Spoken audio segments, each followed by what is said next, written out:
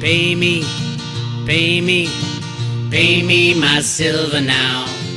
Pay me or go to jail. Pay me my silver now. Good morning, Bix Weir, roadtoruda.com. With your morning horners, here's your sip of chaga coffee. I am in the silver battle mode these days. I got my dagger out. So much to research right now about what's really going on behind the scenes. I am talking to Jenny Moonstone later today about the third party in the JP Morgan Bank of America lease. Here's your hint. It is a good guy that I have talked about in the past. And just how powerful is this entity? I guess the bad guys will find out very soon. Anyway, we are shipping. We have started shipping the Road to Ruda coins. We're still making them, but we started the shipping process. So once it gets shipped, you will get an email that your coin has gone out, and that'll come from Road to Ruda. That's what the coin looks like. It's a really cool coin. I have one right here, as a matter of fact. It's the Ruda Lives coin, and Josh put together a little promo for this coin. Check it out right here.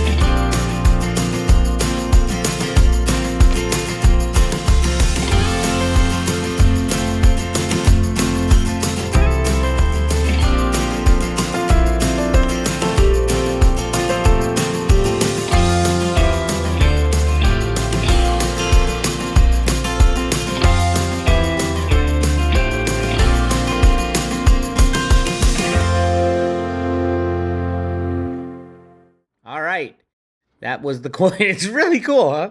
I love this thing, and I think when the Road to Ruda theory pans out and people find it's the closest thing to what actually happened, as this system falls apart and a new system is created, there's going to be no Nestor or Jester or anything like that. This is much better than that.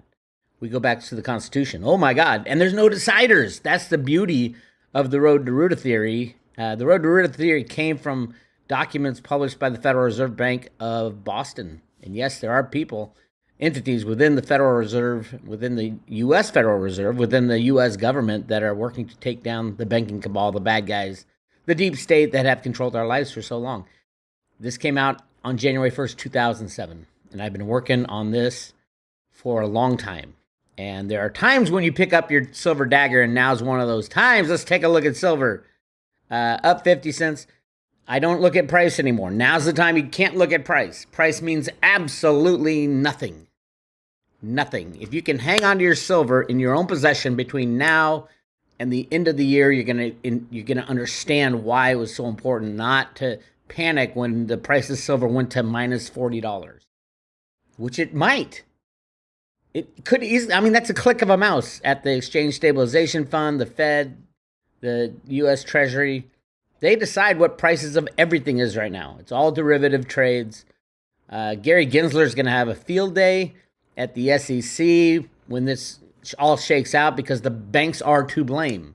The rehypothecation of silver, rehypothecation of stocks and bonds, that's all part of this big game.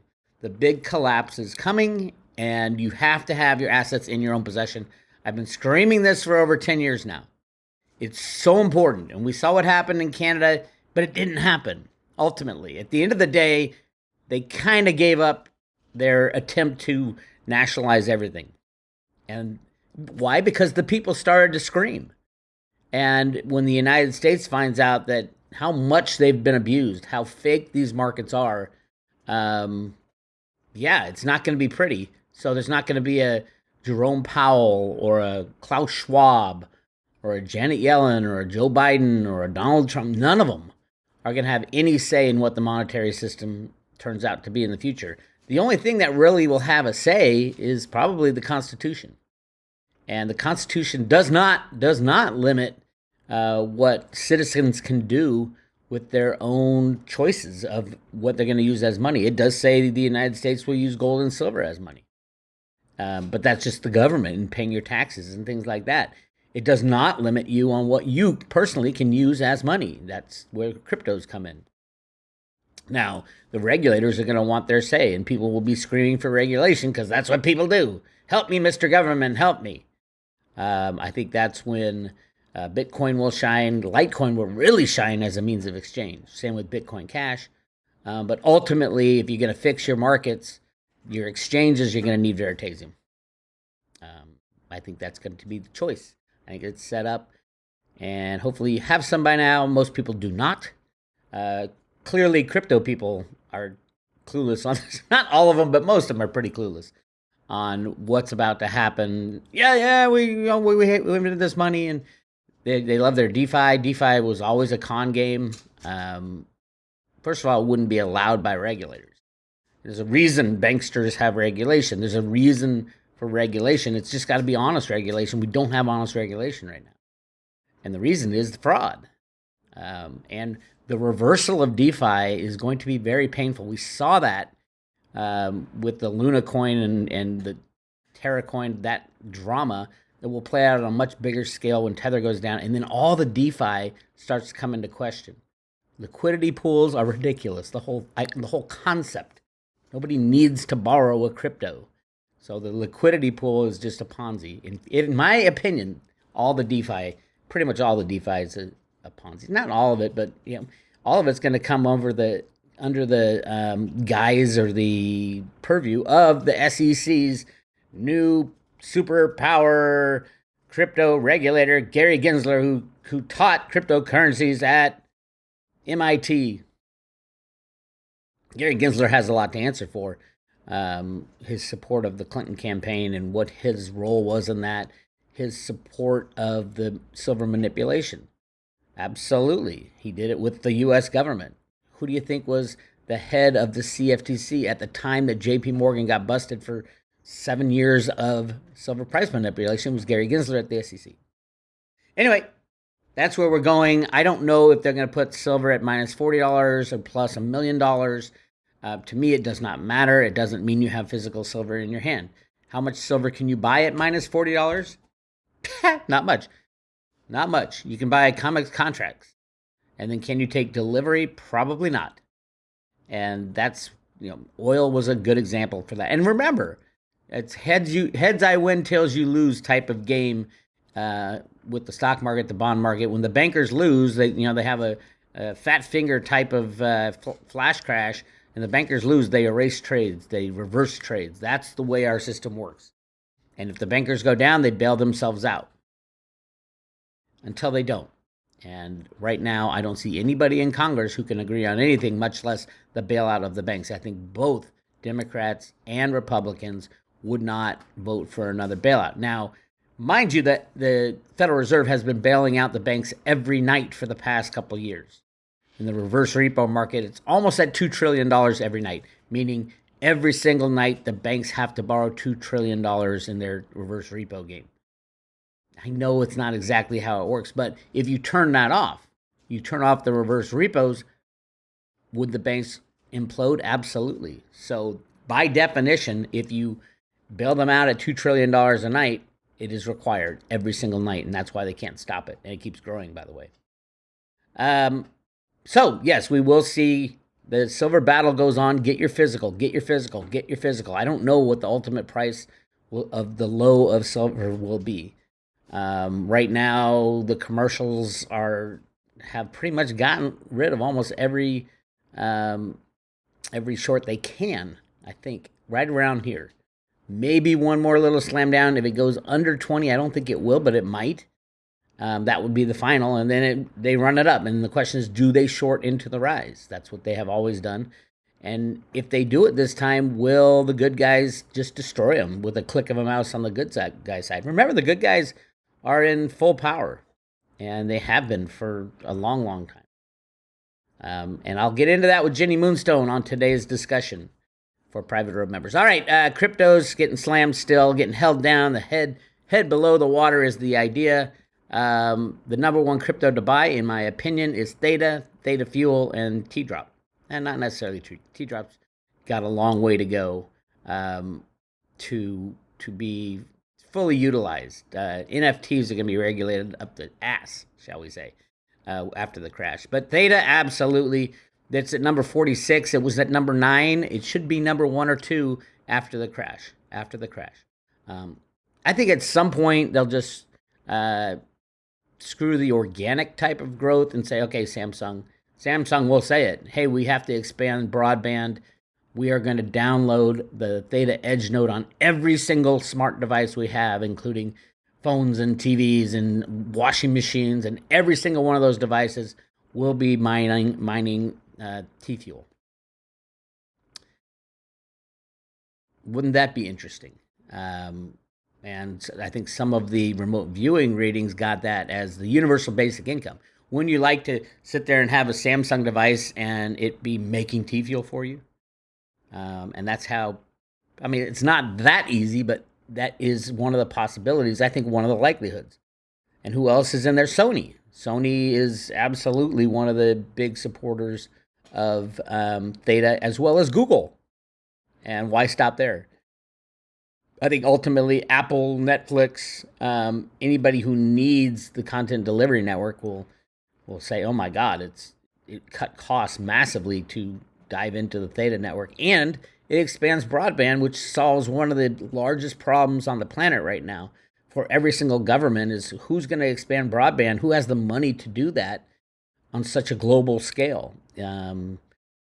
Governments would have to, I mean, I think it was $500 billion was set aside for, that was the total package for broadband, had a big chunk of that in the U.S. And by the time it get implemented and all the, everybody skimmed off their part of it, not much would be built, and it would be out of sync with the rest of everything that's going on. Remember, everything's going online now. All jobs are going online. All education's going online. And if you don't have high-speed internet for all everywhere in your society, then you have a problem. If only the rich can afford education, that's a problem for the Democrats, and it should be a problem for anybody who believes in freedom to access to education. But no one should pay for it. And how do you do that? How do you devise a system to expand broadband so that nobody pays for it? Why not download Edge node on every smart device? Voila, problem fixed for the most part. Anyway, so yes, absolutely, Theta and Theta Fuel are huge. If you're going to get into cryptos, you start with them, in my opinion. Theta's at $1.26. T-Fuel's at 0.63. 20 to 1 ratio. I think that ratio is going 10 to 1, so you might make twice as much money by doing T-Fuel. I don't know about the short term. Who knows? And remember, if you stake a Theta in a Guardian node, that's the decider. You get to decide if you want to give yourself more rewards, basically. So we'll see what happens there. But clearly the takedown of the bad guys is in process. If you take a look at historical inflation, in 1970, the end of 78, beginning of 79 was the first time, probably since 74, 73, that the government admitted that inflation was running away from them. So in 79, they put Paul Volcker in, and voila, he raised rates to 10%, then 15%, then 20%. Interest rates to 20%. Paul Volcker, the head of the Fed at the time, who took over from Arthur Burns. Arthur Burns was the mentor of Alan Greenspan, who invented the first computer programs to rig the markets in the 60s and 70s. And Alan Greenspan actually invented electronic money. We already have a CBDC, a central bank digital currency. It's called the Federal Reserve note. How are most Federal Reserve notes transferred? It's all done via computers. It's what it is. So if they invent a new one, I think it's just hyperinflation coming at a bigger, faster pace. Although they'll hype it as something else, and I'll have my arguments. So when Paul Volcker raised interest rates to 20%, it took 3 years, 79, 80, and 81 to get it back under 9%.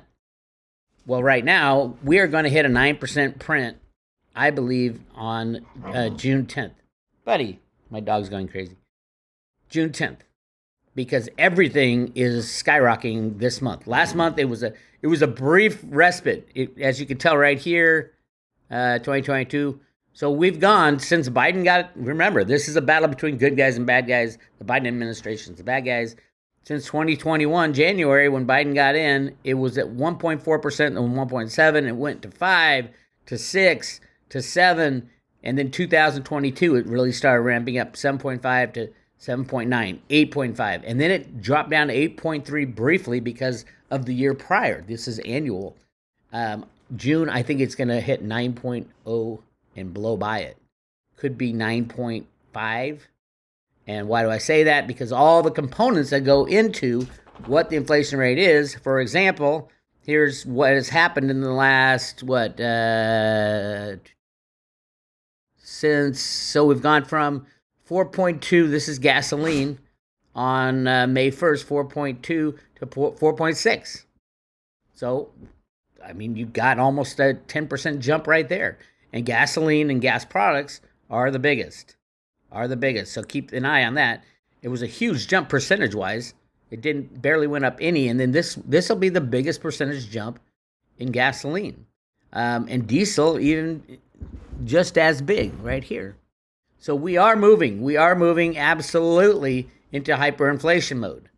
And that's not counting the food and everything else, housing. Now, housing will be interesting. The question is, will there be a housing crash?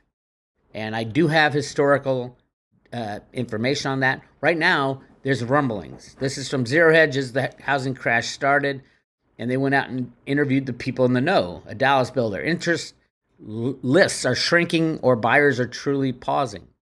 A Houston builder. Many first-time buyers simply no longer qualify with the increase in interest rates. It's not just the increase in interest rates. The banks are getting more and more selective on who they give a loan to because they know that crisis time is coming and they don't want defaults happening, although they sell it off mostly in mortgage-backed securities bought by the Fed. But if the Fed slows that down, you're screwed. You got nowhere to dump your mortgages. San Antonio building. Traffic has been cut in half since the rate hikes. Now, remember, the rates are only at 1%. 1%. They have to raise to 20% for 3 years for this thing to stop.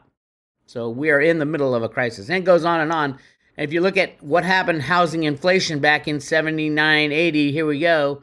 1979, it was 12% increase in houses. And then it was 15% in 1980. And remember, 1979, 1980, that was when Paul Volcker raised the interest rates for 3 years. Look what happened after he raised the interest rates. We go bang, bang, bang. Free fall because the interest rates were raised to 20%. And that's in housing. So I do expect housing to drop. Maybe if the banks don't crash, we're looking at a 50 to 60% drop in housing prices. If the banks do crash, we're looking at 90 to 95% drop in housing prices. Why? Because you can't get any money to buy a house. No one can afford it. And boom, all of a sudden, why have housing prices gone up since 1971? Because money's been free since we went off the gold standard. So that's my take, though. Do what you will. We could hit just hyperinflation. Jerome Powell might say, screw it, I'm leaving prices at 1% until the whole thing implodes.